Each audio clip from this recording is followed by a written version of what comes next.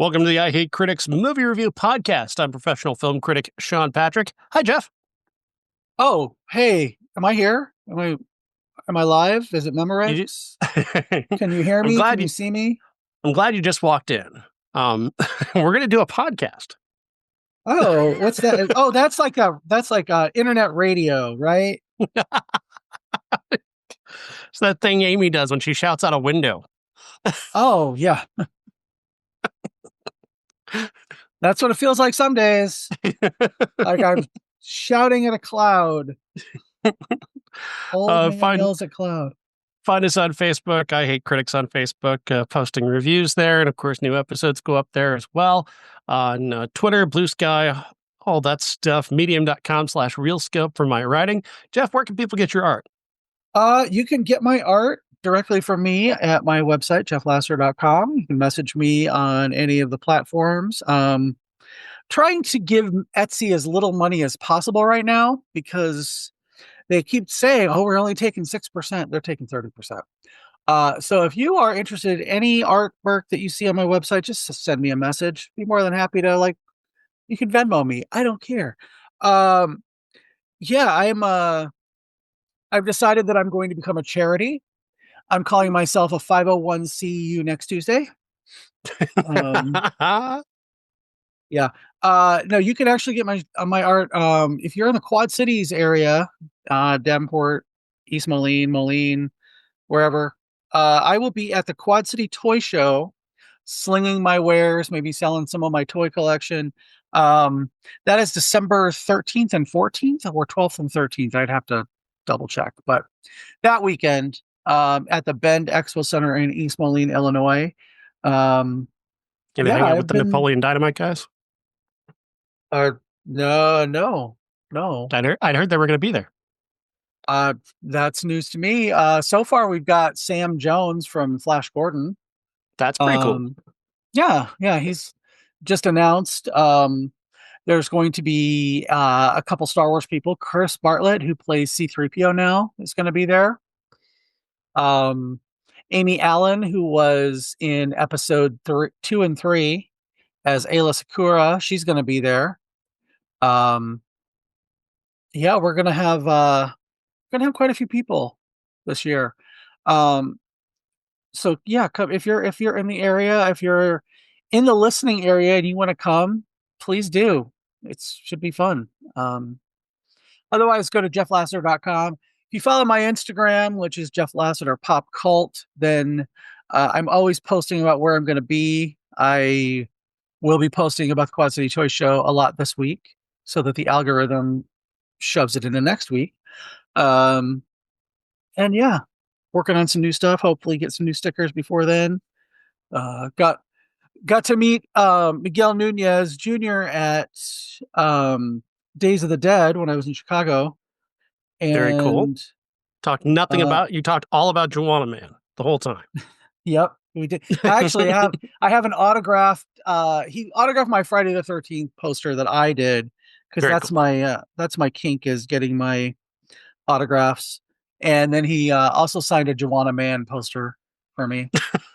So I do have an autographed Juana Man poster, and you can't see it, folks, but I'm showing it to Sean right now. I really thought you were kidding. Nope, I am not kidding. I also have all of his information on the back because he wants me to send him some stickers because they didn't get there till the show was already on. So, oh, that's so cool. Yeah, he's a really cool dude. Yeah, I'm going to say this: the Friday the 13th actors are probably my favorite casts. I've gotten to be friends with a few of them over the years. I got to hang out with my friend Lauren, who was in part 2. I met VC Dupree from part 8. He's the guy who got his head punched off. And he was really cool. He autographed my poster for a copy of his poster. Marilyn Poocher, who played Mrs. Voorhees, the vision that jumped out of the lake in part 3, she saw my Friday the 13th part 3 t-shirt that I was wearing, that I made, on somebody else who I just randomly happened to meet at the show, who was wearing my shirt. and came over to see if I had any shirts. I didn't, but I had one of the prints of it. So she got one of my prints from me and signed my poster. Um, Sean S. Cunningham was there, the director of Part One and the creator of Friday the 13th, and he was very cool. They're just, it's my favorite franchise, and they're my favorite cast because they're all so nice. I've never had any issues with any of the Friday the 13th actors. There's been a couple people on other movie franchises that are a little. You were in a movie 40 years ago and you had one line, and you are not. I repeat, you are not Julia Roberts. I Or wonder even with Eric Roberts. yeah, with the Friday the 13th cast, I wonder if this is kind of like a sort of a karmic balance thing. You're in a terrifying horror movie filled with blood and death, and you have to be a really nice person in the in the rest of your life to make up Right. for it. You know what it is for me, I think, is a lot of the people, especially in the first couple, are New York theater actors and soap actors, and soap opera actors are some of the most down to earth people, unless you get to people like Brenda Dixon from Young and the Restless. I don't know if you've ever seen the video, Welcome to My Home. Um, that's her, and she's a little cuckoo for Cocoa Puffs. But most of them are like New York theater actors in the first couple, and that just kind of, I don't know, it lends itself to being like a working man actor Uh-huh. a little bit, where a lot of the other franchises were filmed in LA, and you know what they say about LA, and having lived there, often true. Um, but yeah, I just think they're all, everybody that I met in the Friday the 13th franchise has been exceptionally cool. That's very good. So, Interesting note, a friend of mine just posted a piece about sleepaway camp and said that Felissa Rose could not have been nicer when they had a chance to meet her, and she read their piece about them. It was very nice, and even talked about her PSA appearance in the the nutrition wrap. I got to speak with Felissa at Days of the Dead. We have She has bought some of my artwork in the past. I've done several pieces with her as the focal point, and she and I had a nice little chat. I got to talk to her on Friday night, and she is great. She is always on, and she actually, remember when we talked about Sleepaway Camp 2 and how great Angela was played by Pam Springsteen? Oh yeah. Mhm. She said, and this is what she told me and a couple other people that were standing there talking to her, that she thinks that she is the better Angela because she had more to do. And she said, I could never have done that. She goes, I was just a child. I couldn't have done that. And I'm like, you know what?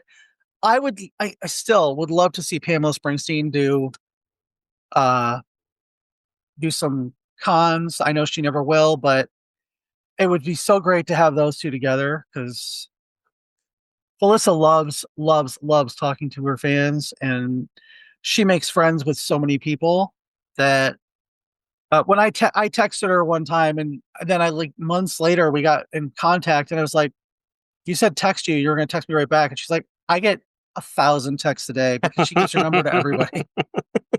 So many people have my number. I'm like, oh, I don't feel special anymore. No, you are special. Oh my God. That she just makes everybody feel that way. That's very nice. That's So the yeah, impression I got from reading the piece. So you can check that out. I believe movies of the '80s on Vocal. Very nice. okay. Cool. Check that out. So I got to send out a little personal thing very quickly. A guy who was a kind of an idol of mine as a writer, who's also like a very contemporary of mine, Nathan Raven, was in a pretty serious accident over Thanksgiving. His family was in a car accident. He took the brunt of it and ended up in the hospital with some pretty serious injuries. There is a GoFundMe up for him for Nathan Raven. He's probably the best writer about movies working today, and has been for a long time. And so if you just love movies, if you just love good writing about movies, please do take a look at his GoFundMe, or at the very least visit his website and look at his books. He's got a new book coming out that is all a compendium of almost every single movie made about movies. If your movie was set on the set of a movie, he's written about your movie. Over 600 entries in that book, and wow. it's incredible.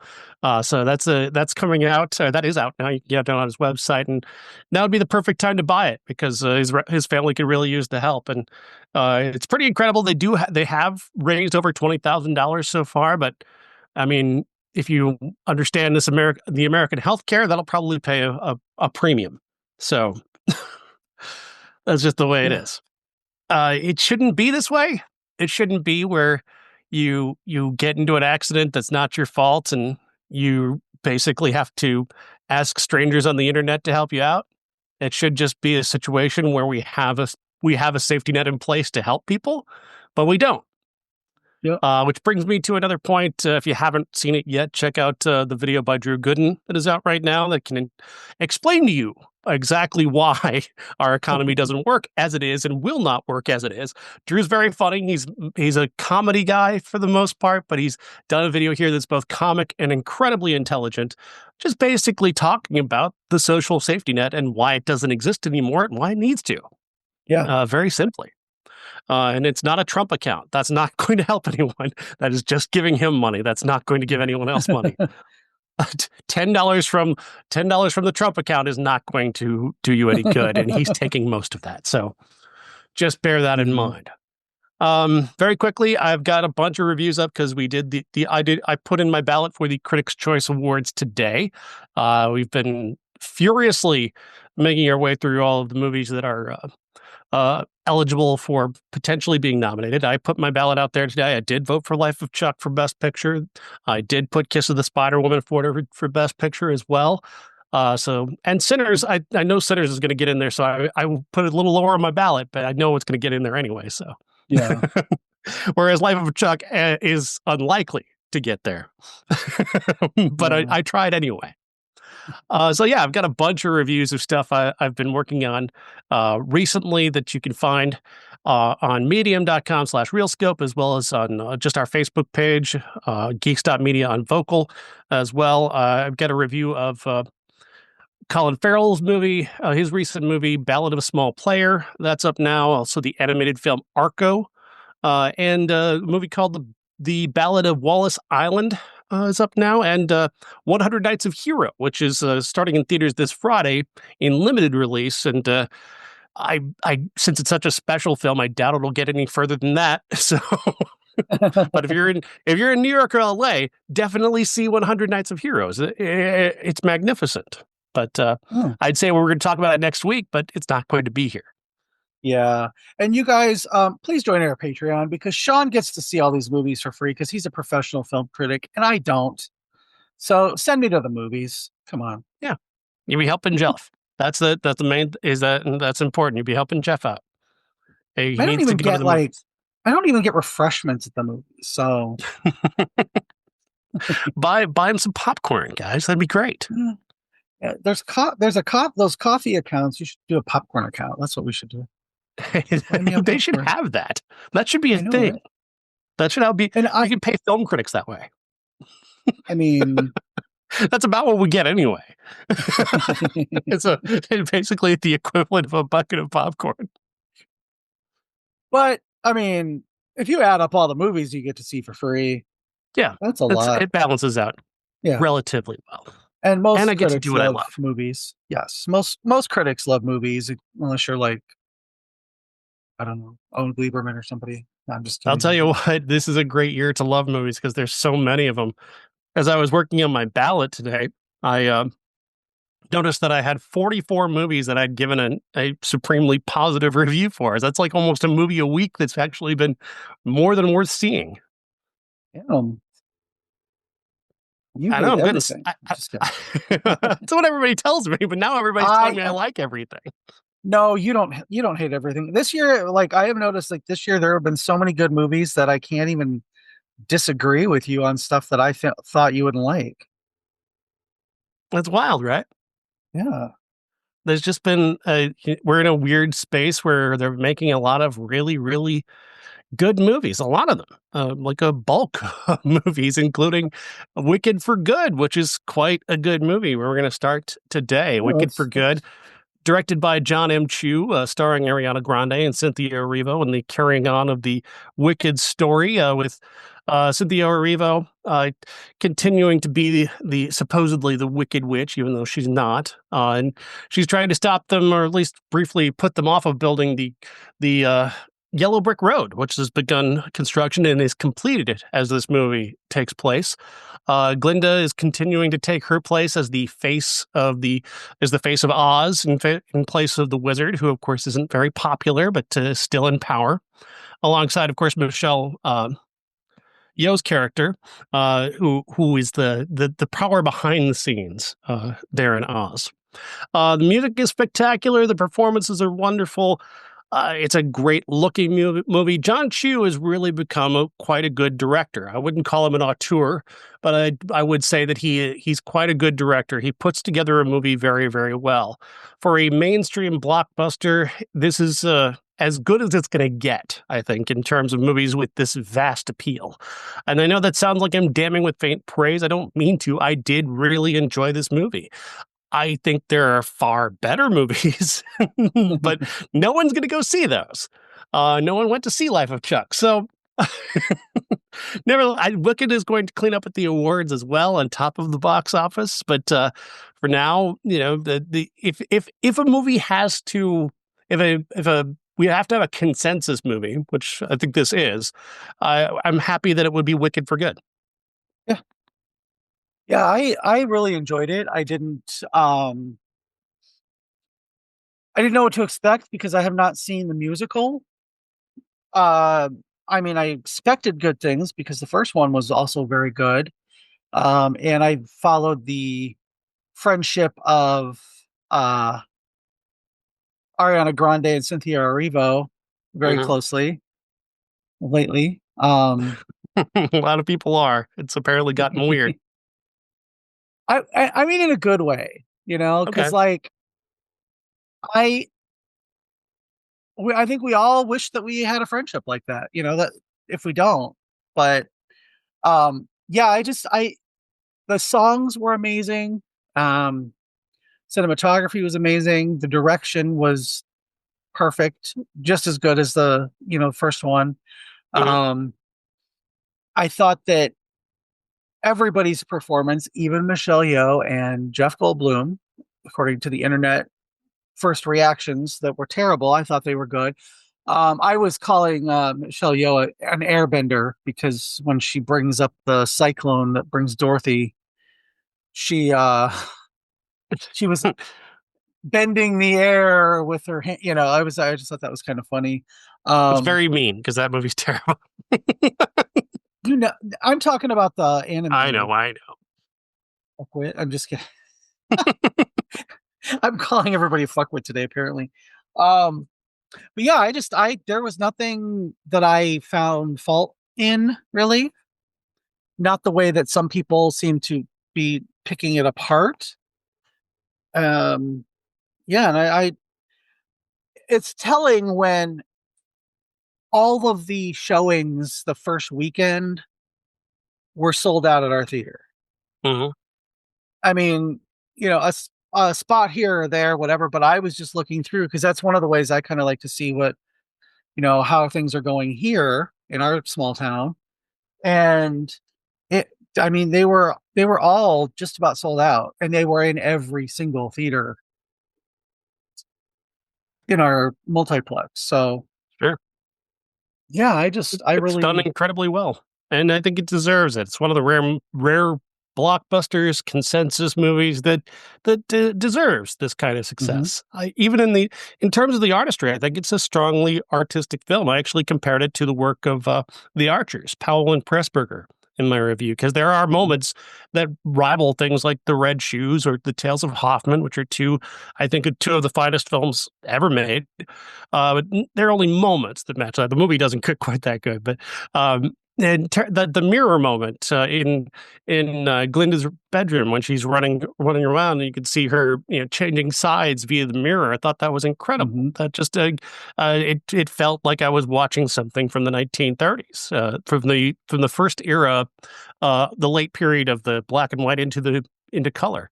It was incredible to see. To see that, and that was an incredibly well directed scene, and I think John M. Chu is going to be a tremendous film architect for many years. I don't know if he's a visionary, but he definitely puts together a movie Mm-hmm. quite well. The music is incredible. Ariana Grande had a moment in the first film when she sang "Popular." I thought that's an Academy Award winning performance, and I think when she did "I'm Not That Girl in the Bubble," I thought again, I can see being very happy with her winning an Academy Award for this because it's such a great scene. Yeah. Yeah, I I can't believe that I'm actually thinking of Ariana Grande with Oscar talk. I never ever thought that would be something that I would, think of, because I honestly, like, I can't listen to her pop music because she doesn't enunciate anything in her pop songs. Mhm. Not like here, not like where you hear every syllable of every word very clearly.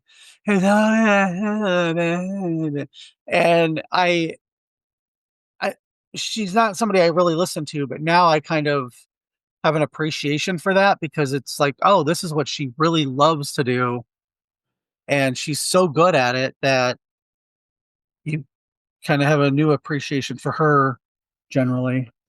It's like we were saying about Jennifer Lopez with Kiss of the Spider Woman, is that musical theater and pop music are two incredibly different mediums that Mhm. you really can't tell until you hear a pop star learn how to do musical theater so well, which Jennifer Lopez absolutely did in Kiss of the Spider Woman, and what Ariana Grande has done incredibly well in these two films.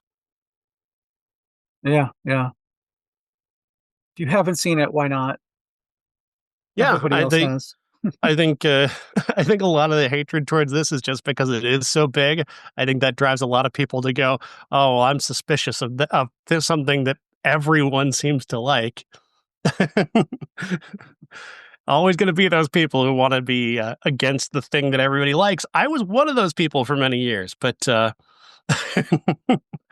don't think I ever took the position just to hate something everyone liked, except for country music, but not in terms of the movies. Uh, but that happens every time, and I think this was inevitable considering the saturation bombing of the ad campaign of this movie. It was bound to meet hatred. You know, a lot of my critical brethren are just very angry people who don't know what joy is. Yeah. I love them. I love and respect them, but they go out of their way sometimes to find something to be angry about, and I don't quite understand that. I used to understand that, but I've reached that age where I'm like I can let things go a little bit easier and not get hung up on something where I just got it. Other than the Trump administration, which Oh, yeah. I can get caught up on that, but that matters. Movies, Exactly. not so much. Well, they do. I think they do. To me, anyway. I would say there's not a movie I hate as much as I hate the Trump administration. You just have Trump derangement syndrome. Another thing they I just stole haven't from my seen the brother. wrong movie yet, I guess. Yeah, I guess.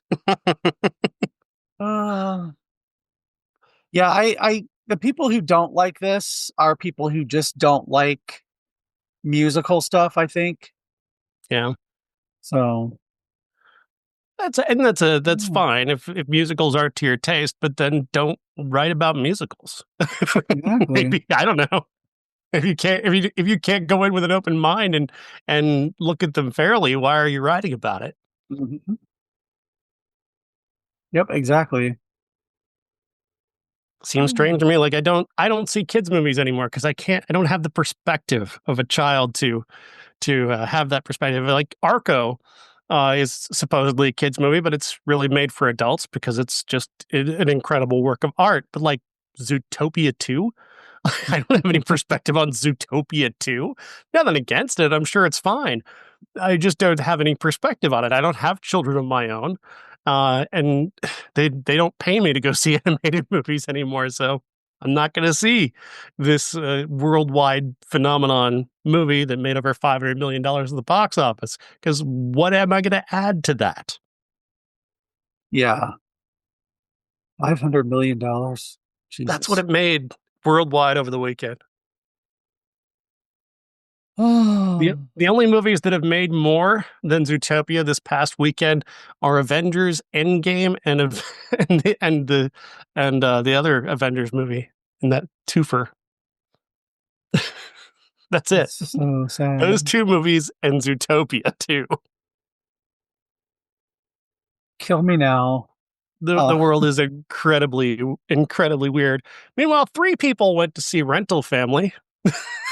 You and um, 2 other people paid to see it. there were about 10 people at my screening today. Well, that's good. That's good to hear. Rental Family is directed by Hikari and starring Brendan Fraser. As an actor who lives in Japan and works over there, he became slightly famous by becoming a toothpaste mascot, and has since then taken on various different commercial roles. And he's kind of finding the roles beginning to dry up a little bit when he's offered a new gig to attend a man's funeral. And he thinks he's going there to be part of a film, but he's just there to actually be in the crowd at someone's funeral that, well, it's not an actual funeral. It's, in fact, the dead man sits up and smiles and waves and looks around. It's a very surreal scene.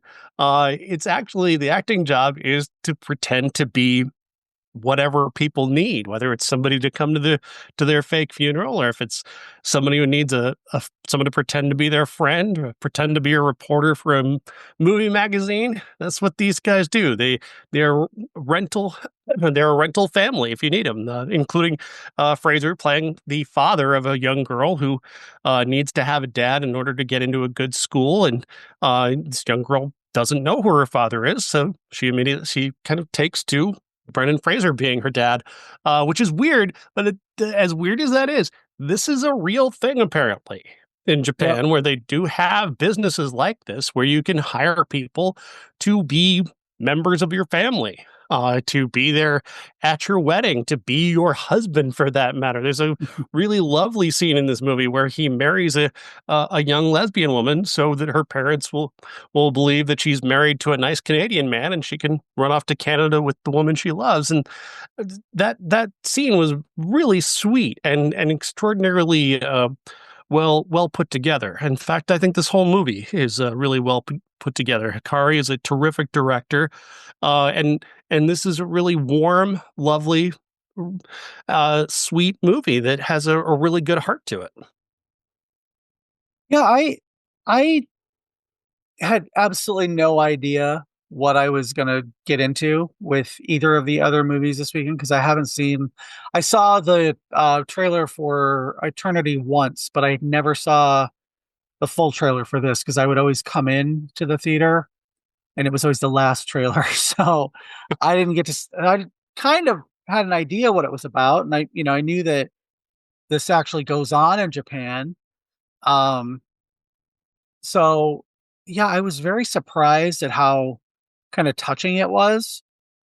Um, I did feel there was a little bit of disjointedness sometimes because Brendan Fraser disappears 3/4 of the way through the movie for a good 10 minutes of it. And, the supporting players are really, really, really good. So you don't notice that he's gone until, oh, he's back. Oh shit. I didn't realize he was gone. Because they're so good. But yeah, I think that, the stories that they tell that are interwoven in his life are all poignant in their own way, and you don't always see that. You kind of they do play up the comedy a little bit in some of them, but it's always tinged with a little bit of disbelief on his part, Mhm. which I enjoyed. Um, Brendan Fraser does this thing with his face sometimes, and I don't know if I love it or hate it, but he does a lot of face acting in a couple scenes, Mm-hmm. and I think but it's real. It's I know it's face acting because we see a lot of it, but he does it, and I think it's just because he's relating so well to the character, and that's what the character would do. Um, and he does kind of these little ticks, and it made me think of Tom Hanks. Like he is our generation's Tom Hanks, who's a little older than we are. So, well, quite a bit older than we are, 20 plus years. But Brendan Fraser has that kind of aw shucks quality to him sometimes, Yeah. and that kind of there's like a little bit of a nobility to what he's asking questions about that I think really gives him that kind of Tom Hanks place in the pop culture. Now that he's been kind of his career has been resurrected, Mm-hmm. and What kind of I really enjoyed that in this movie, that everyman quality. I kind of see him also as a bit like Chris Pratt without the smarm. Yeah, Because he's big and good looking, and I don't hate him. yeah, He's very likable. Chris Pratt used to be likable at some point, I think. Maybe it's been many years since that's yeah. happened, but Yeah. Once he ditched Anna Faris for Kennedy, I was like, yeah, oh, okay. seemed like he kind of lost his relatability and anything that I kind of liked about him. Hmm. Makes you wonder how much she shaped the person he was before. Yeah. Nevertheless, yeah, Rental Family is wonderful. It's great to have Brendan Fraser back. I'm not terribly excited about the fact that he's making another Mummy movie, but I get it, and he deserves the success. He deserves the cash. He didn't. There was no reason for him to have gone away as long as he did. I guess he was ill for a little bit of that, but Hmm. um, yeah, it was just mostly just Hollywood just didn't know what to do with a guy who was just so nice. Let's shun him. Yeah, He's so nice. Let's that guy's shun so him. nice. Let's not have any. Not have him around anymore. He's making us all feel bad. Yeah. Well, How are we supposed to be assholes when this guy's such a great guy? right. Oh. Speaking of assholes, no, I don't know. I don't know anything about Miles Teller as a human being. Although he did hang out with Aaron Rodgers, which doesn't speak well of anyone, but Well, he's friends with Shailene Woodley, who was dating him for a long yeah. time, which also speaks poorly of her. Um,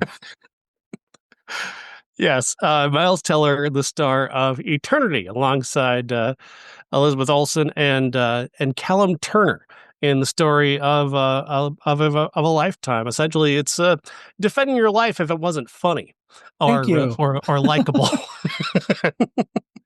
I kept Miles thinking Teller, defending your life.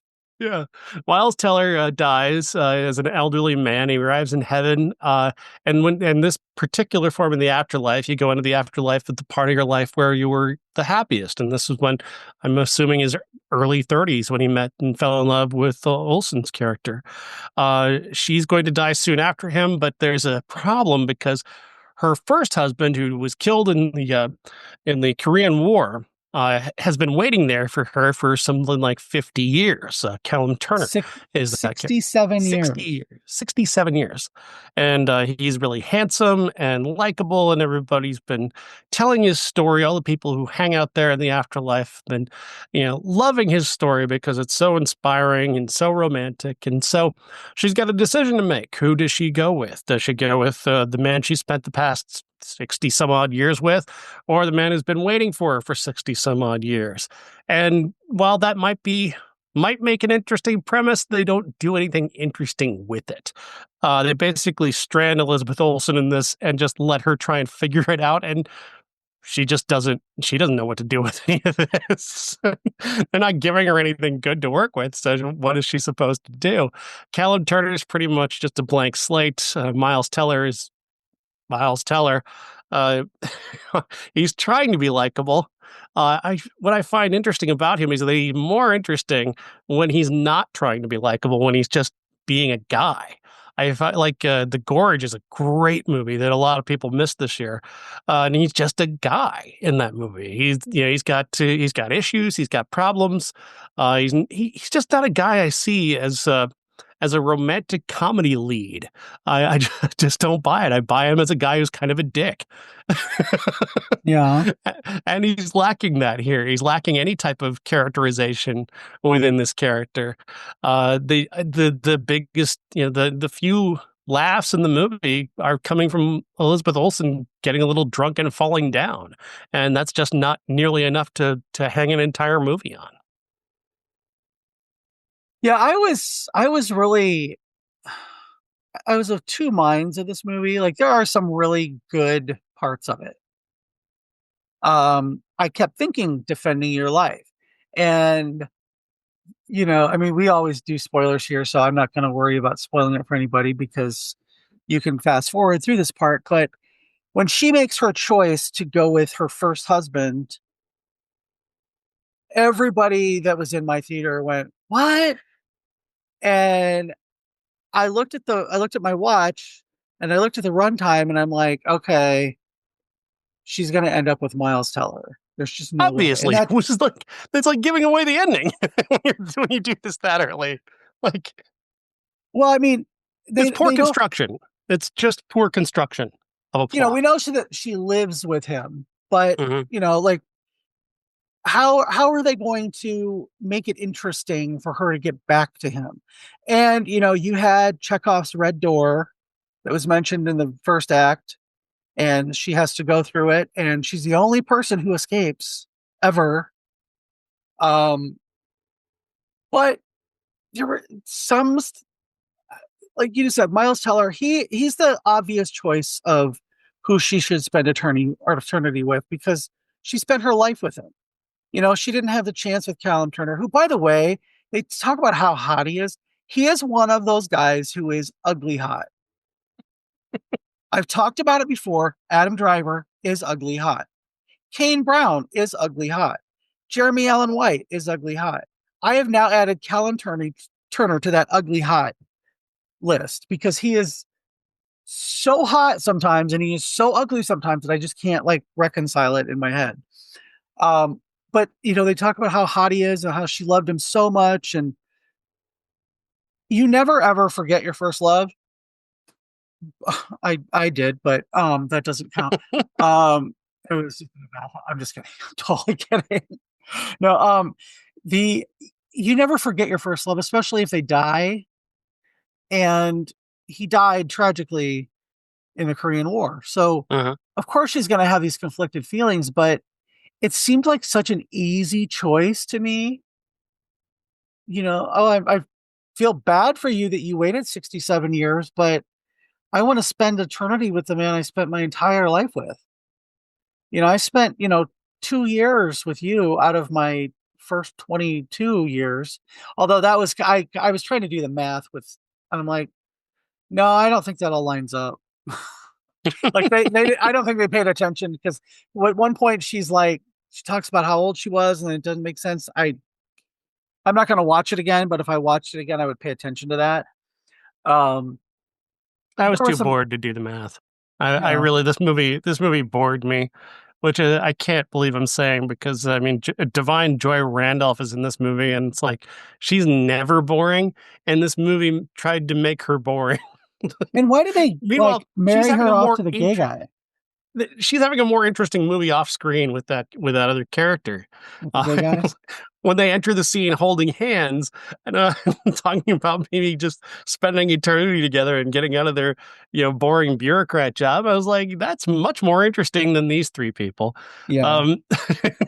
But I really could not. I can't hate this movie because it's just sort of there. It's just it's not like hatefully bad, is not It's poorly competent. made. It's competent. It's a competent movie, but like the plot construction is terrible because like there's no heat, there's no suspense, there's no thinking about what she's gonna do. It's very easy. Whereas myself, I thought, oh well, here's a good idea. She picks an afterlife, right? And then Yeah. she goes ahead and picks one, doesn't tell them what that is, and then if one of them happens to show up in that one, it's meant to be. Right. Why does she have to choose one of them? That seems like Mhm. such a shitty, like, like patriarchal idea is that she has to choose a man. When just let her choose, she should just choose whatever eternity, because there's multiple different eternities in this universe. Then you can pick Mhm. one that's all dogs or whatever. Like, there's just so many different ideas here. Yeah. Um, you can pick from, and let her pick one. And then if one of these two idiots happens to pick the same one, it was meant to be that way. Yeah, I They mean, know her well enough to know which one she was gonna pick. it's obviously written by a man, 2 men, if you count Yeah. the director who did some rewrites on it apparently.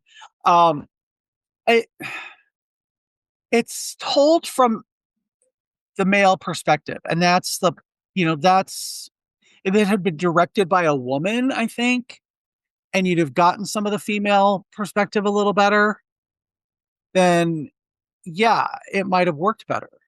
It just there were parts that I liked. I really liked the memory hall that she kept going to that every day Uh-huh. because she knew she made a mistake.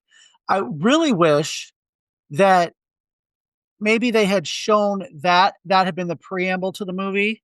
Like Betty Buckley is talking about, oh yeah, and the old Miles Teller knows that she really loved her first husband and whatever. Okay, so he knows that and he loves to like hear stories about it, whatever. And I would have liked to have seen her reminiscing with her grandkids, maybe for the first 10 minutes of the movie. Oh, and Uh-huh. so you got the perspective before you meet Callum Turner in the afterlife.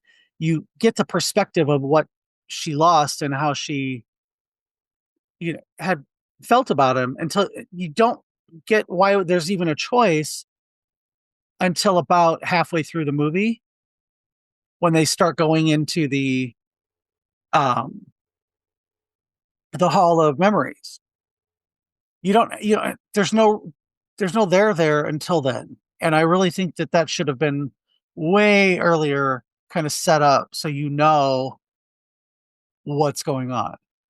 But Well, the sad part is if you're gonna really make the case, for Callum Turner's character to be the one that she picks, I mean, the only case you can make is that it's been 67 years. She's probably tired of being with the same person all this time and thinking like, "Man, I've already been with this guy for 60 some odd years. Do I wanna spend it's already been an eternity. Do I want another eternity with this guy?"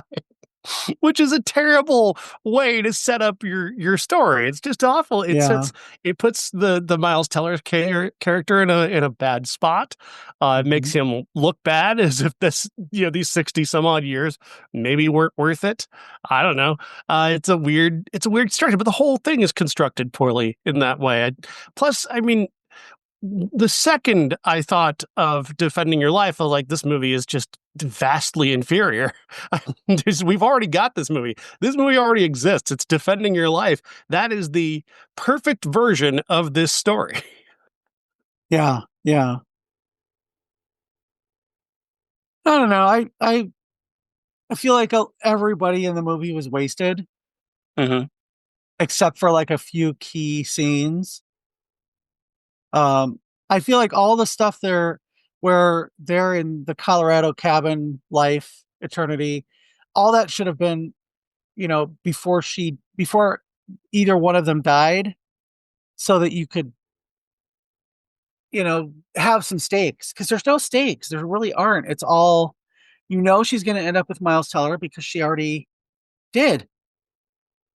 So yeah, I really wanted to like it, and I thought it was cute enough. I mean, I recommended it to somebody who I know would love this kind of movie, just because I know she'll love it.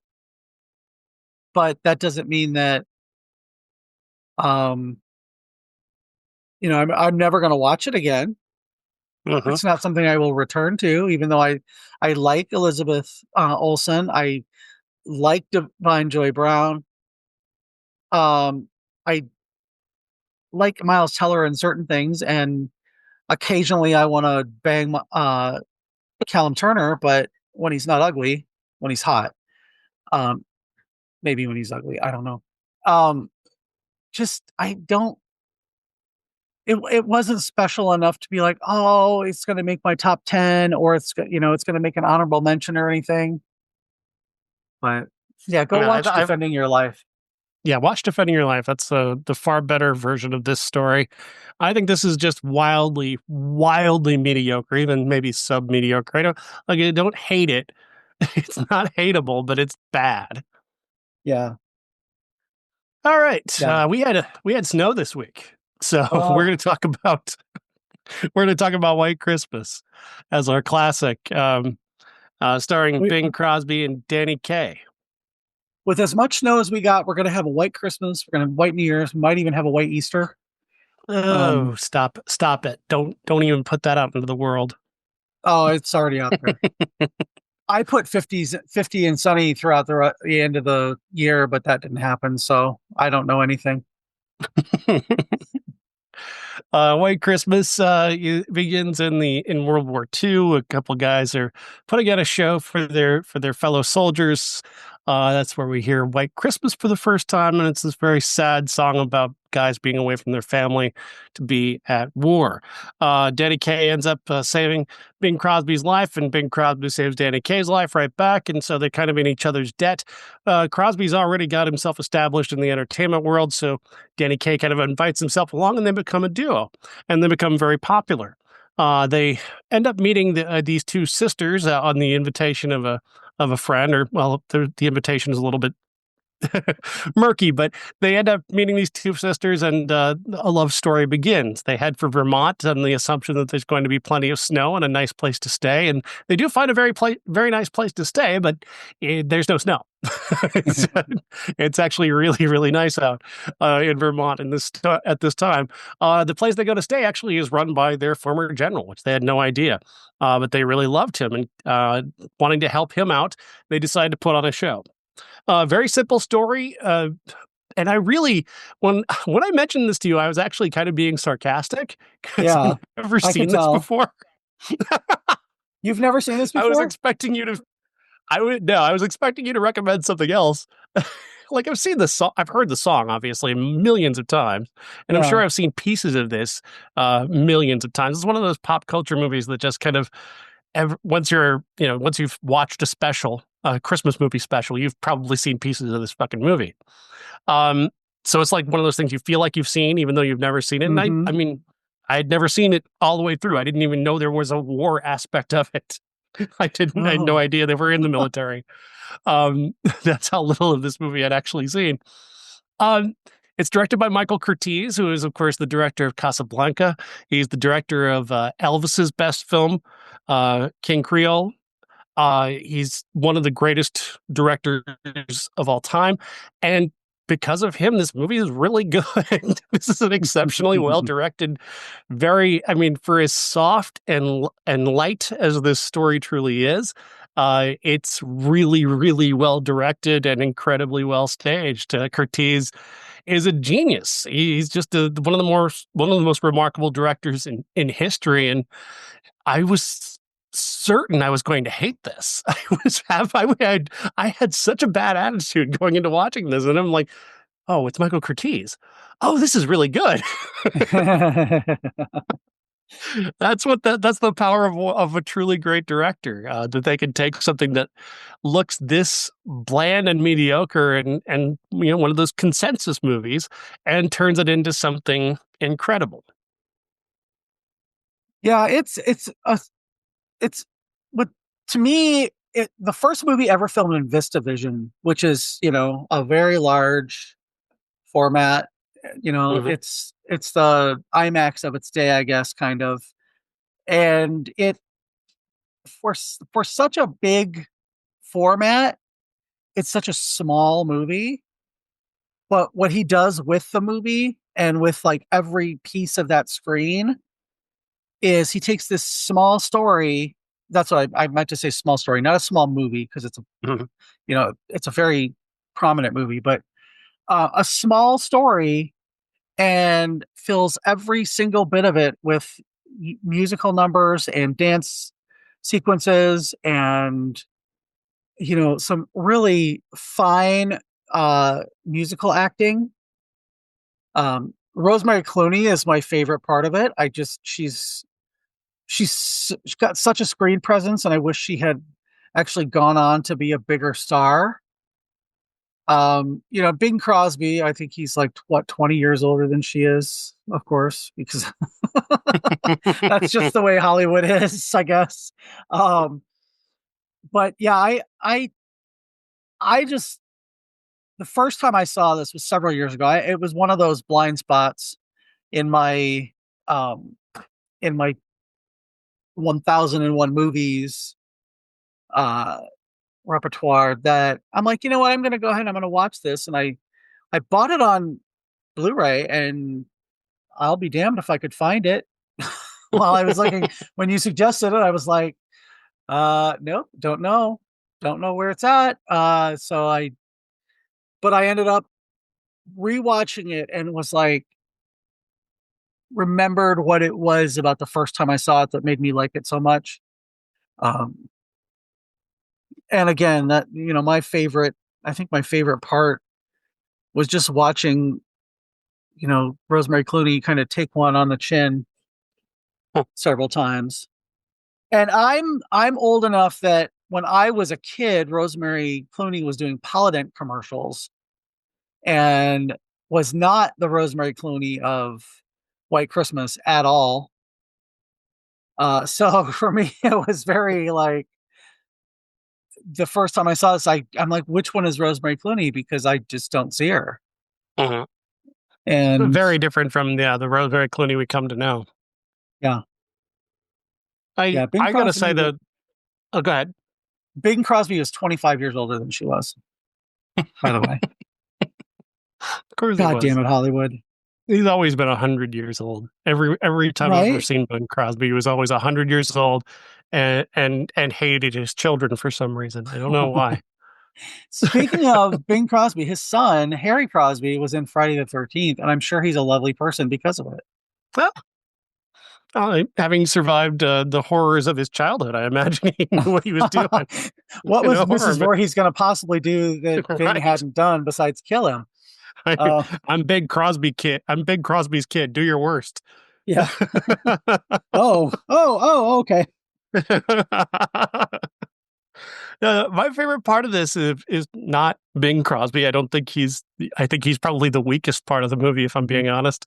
Danny Kaye and Vera Ellen. The best things happen while you're dancing. That Mhm. sequence where they dance together for the first time, as they want to leave, Rosemary Clooney and Bing Crosby alone for a little bit to get to know each other. They go out for a dance, and the choreography of that, the humor, the romance, it's beautiful. It's one of the most. It's so gorgeously crafted in direction and choreography. It flies off the screen, that sequence. I'm shocked that isn't more um that isn't a more famous sequence. It should be. Yeah. And they have the best chemistry. I mean, out of Oh, all four absolutely, of them. absolutely. So, But yeah, they're also they're the not ones you should. burdened. They're also not burdened with the plot. So, because Rosemary Clooney is basically, she got the entire plot just basically dropped on her, and it's like the plot isn't very complicated. The story isn't very complicated. What Curtiz does is just dress it up so beautifully that you don't care. Yeah. Well, and this is one of those movies where Bing Crosby is just playing Bing Crosby because Mhm. he doesn't have very much range. He can sing. Um, Although at my job, I have to listen to Christmas music all day long, and I'm so fucking sick of Bing Crosby. I can't stand it. But he sings well, but he doesn't leap off the screen the way Danny Kaye does. No, Danny is it? Kaye and his energy, and Vera Ellen and her chemistry with him, it's just so completely different. And Rosemary Clooney is gorgeous and probably the most talented singer out of all of them. And she is, like you said, burdened with the plot and burdened with having to pretend to be in love with a man 25 years older than she is. Mhm. So, And yeah. the least interesting character in the movie. Oh, yeah. I mean, she's trying to make something happen with him, and he's just kind of a he's just kind of there.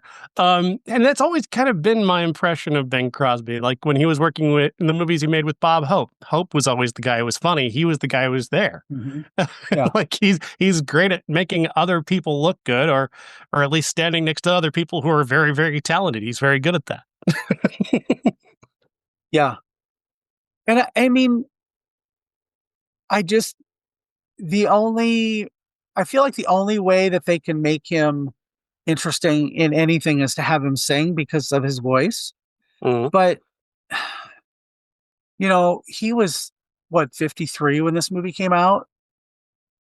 So what were they thinking? Why didn't he just come on and sing a couple songs and they could have had somebody who had actual chemistry? Make him the You know? general, and and let him sing White Yeah. Christmas. Let him show up. Let him show up at the army musical and sing White Christmas, and then he can leave the rest of the movie and come back at Yeah. the end when they all do something real nice for him. Exactly. Exactly. I mean, Dean Jagger already looks like he should have been dead. So I mean, like, nothing against him. He's all right, but like I felt like his character was having to pretend that Bing Crosby wasn't the same age as him. Uh, Hmm. Oh Lord. Yeah, I aside from its few faults, I think that this movie is just really, really and it's only really Christmassy at the beginning and the end. There's no, uh-huh. it's not a Christmas movie the way Elf is a Christmas movie, or Right. you know any other Christmas movie. Christmas with the Cranks is more of a Christmas movie than this, but yeah, But I mean, there are so many iconic things that people, if you've never seen it, you might not realize. Like the song "Sisters" is a pop culture staple that's been mhm, parodied and bounced around popular culture for years, and I had yeah. no idea that was in this movie, none I didn't. whatsoever. I the Um, first time I heard it in this movie, I was like, oh, huh, yeah, that's where that's from. because I'd heard it a million times before that. Just various different radio compilations and whatnot. Or just hearing it just at random on movie memorabilia watches, and here it was in Mhm. full bloom. And then getting to see, I mean, it's the one time where Bing Crosby really feels alive is the scene where him and Danny Kaye do a version of it themselves, which Yeah. is it's cute. That's a cute moment Hmm. really does work. But and like I said, I give Curtiz a lot of the credit for bringing this to life, and Danny Kaye, who is just such a remarkable presence. He just radiates joy in everything that he does. And Yeah. he's got that infectious smile.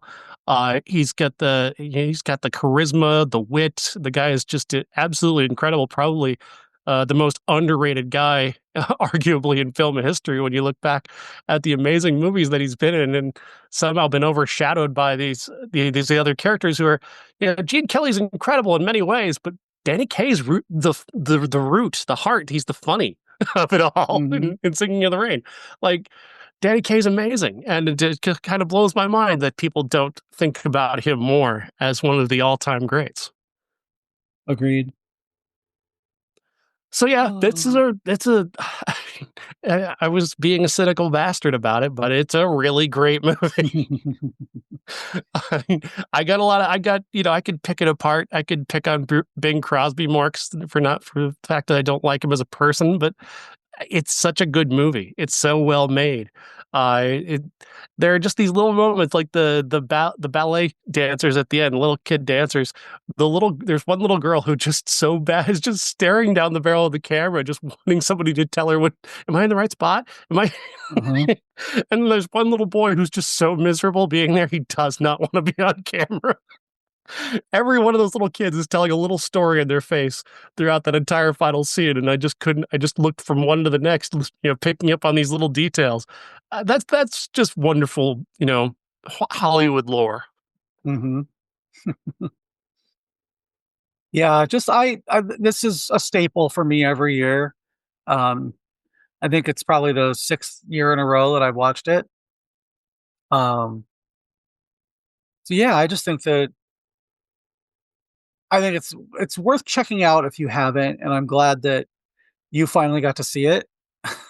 Yeah. I felt like I'd already seen it. I just never had seen the actual movie from beginning to end. Obviously, I've seen the ending so many times because that's essentially the music video for White Christmas is the ending of this movie. Yeah. And we used to do on the radio station when I was on this adult contemporary station, when I first got into radio, whenever there was snow, my boss had this little bumper that would just go, "Snow, snow," and it was them. It was the scene from the movie. I had no idea it was from this movie, but we played it anytime there was snow. And now you know. Now I know. Now I know where it came from. All right. Next week, we've got Five Nights at Freddy's 2 is coming to theaters, along with Hamnet, which is another movie that was on my Best Picture nominations for the Critics' Choice Awards. I did vote for that one, along with Kiss of the Spider Woman and The Life of Chuck and Sinners. There are 5 choices. There was one more that is, I think I picked Die My Love. Yeah, I think I picked Die My Love. No, it was Bob Trevino. I picked Bob Trevino Likes It. And I actually nominated John Leguizamo for Best Actor for that film. So he has no chance, and the movie has no chance. But I'm going to stand up for the movies that I love. If you've not seen Bob Trevino Likes It, it's beautiful. It's a fucking beautiful movie that everybody would love if they actually fucking saw it. But Hamnet, a really great movie with Jesse Buckley and Paul Mescal, is coming to theaters this weekend. So that'll be a definite highlight of next week's show, especially with... I'm not exactly excited about Five Nights at Freddy's 2, but who knows? Maybe Michael Curtiz directed it. Could you imagine if they could resurrect directors to do something like that? A friend of mine sent me a reel that was a Bollywood movie where there's a horror movie and the Mona Lisa print above this guy's bed comes to life and strangles him with her hair. Wow. And that gave me the idea, you know how all the foreign countries take our horror movies and they make cheesy knockoffs of them. There's a kind of famous Turkish exorcist out there. Mm-hmm. Yeah. And the little girl, I somewhere have a picture of her smiling with all her green skin and facial scars. And it's hilarious and horrible, but it's like a shot-for-shot remake, but in Turkey.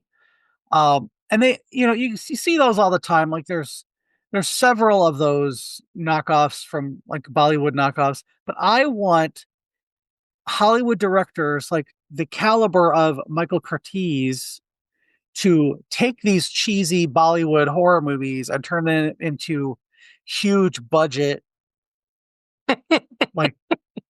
horror movies, that prestige horror movies. Yeah. So I want to see, I don't know. Turkey is where you want to go for this because, Turkey's the one that's legendary. They've got Turkish Captain America, Turkish Spider-Man, Turkish Star Wars is incredible. Mm-hmm. You can tell you can tell these movies are being made by people who hadn't seen the movie that they're making. So people making a Star Wars movie, they had no idea what Star Wars was. It's very, very funny. There's a great piece of lost media that people have been searching for years, which is Turkish Batman.